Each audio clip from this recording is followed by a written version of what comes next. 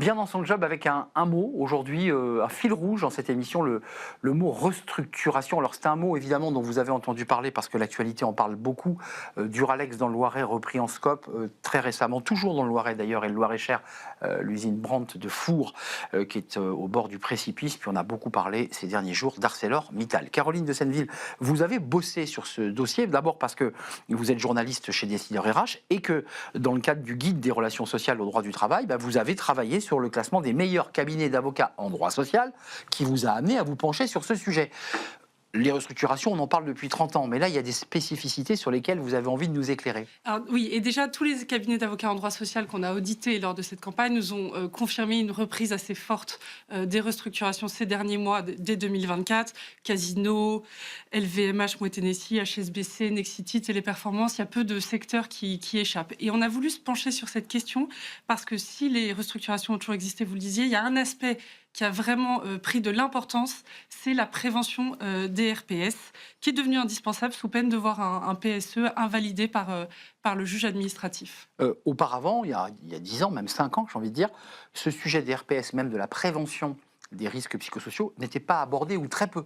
Aujourd'hui, il devient central. Avant, c'était une petite annexe du livre 2, parmi les documents à fournir par l'employeur. Il y a une vraie montée en puissance qui a démarré dans les années 2010 et avec les arrêts FNAC en 2012 qui ont été rendus par la Cour d'appel de Paris. Et la FNAC a été enjointe à quantifier en fait, la charge de travail qui pesait sur les salariés restants avant de poursuivre son projet de réorganisation. Donc il y a vraiment cet enjeu en plus de se soucier des salariés qui partent, évidemment, et aussi de ceux qui restent pour assurer que ce soit des transformations réussies pour l'ensemble des collaborateurs. Et une charge de travail équilibrée pour ceux qui restent, parce que c'était l'enjeu de la REFNAC. Exactement, de pouvoir quantifier, évaluer la charge de travail restante et comment elle va être répartie ensuite auprès des collaborateurs restants pour éviter les risques de burn-out. Alors, on sera ensemble dans le débat qui va suivre dans quelques instants avec des avocats et des experts, mais pour vous éclairer, vous qui nous regardez, je ne sais pas si vous avez entendu parler du livre 4, mais en tout cas, Caroline, on en entend. Vous avez travaillé sur ce livre 4. Alors, c'est quoi ce livre 4 très concrètement ? Il résulte de l'obligation fixée par un article du Code de travail en matière de sécurité et de prévention des risques qui sont du fait de l'employeur qui doit vraiment prendre les mesures nécessaires pour assurer la sécurité, protéger la santé physique et mentale des salariés. Il fait partie vraiment des documents que l'employeur doit produire et qui doit revenir sur un peu toutes les mesures de prévention primaire, secondaire et tertiaire que l'employeur doit évoquer. Donc pour être concret, dès qu'un risque en matière de RPS est identifié, il ne faut pas faire qu'une photographie. Il doit y avoir un plan d'action associé. Non, mais c'est important parce que c'est très lourd pour l'entreprise. Il doit proposer un plan d'action. Oui.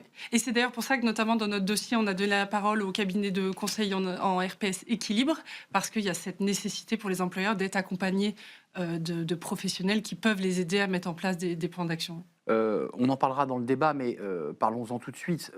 Un cas emblématique de PSE retoqué, c'est celui d'Auchan Retail. Oui. Celui-ci, il a fait parler de lui. Le tribunal administratif de Lille a invalidé le plan en septembre. Le plan social prévoyait 2389 suppressions de postes, sachant qu'il y a déjà des personnes qui ont quitté la structure. Donc, alors on va voir ce que cela donne. Auchan a évidemment rapidement annoncé sa décision de faire appel et dans les motifs invoqués par le tribunal administratif de Lille, ils ont jugé que l'accord collectif sur le PSE aurait dû être signé par les représentants syndicaux de chacune des 5 composantes du groupe. Mais c'est compliqué. C'est pas qu'une entreprise, Auchan. Oui. Il y a 5 Exactement. entités. Et Auchan aurait dû remonter plus haut dans l'arborescence de ces holdings, dans l'information économique délivrée aux parties prenantes. C'est les 2 motifs qui ont été retenus.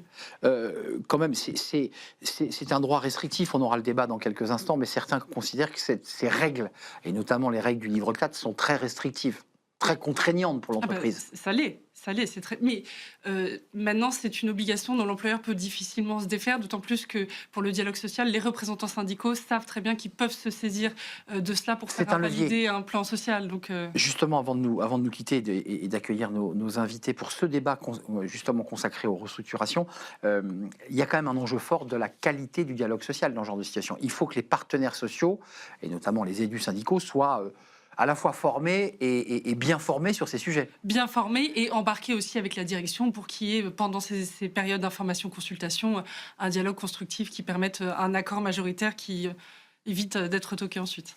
Merci Caroline, vous restez avec moi Merci, Arnaud. parce qu'on va poursuivre le débat avec des experts, des avocats, des DRH, dont l'une d'entre elles est passée par un PSE, parce qu'au-delà de l'aspect juridique et au-delà des aspects techniques, c'est aussi des impacts psychologiques pour les salariés et pour les équipes de direction. Et on va en parler évidemment avec nos invités. Ils me rejoignent, c'est le Cercle RH, le débat autour des enjeux, des impacts, des conséquences des restructurations dont on parle beaucoup ces derniers mois. C'est le Cercle RH, c'est tout de suite.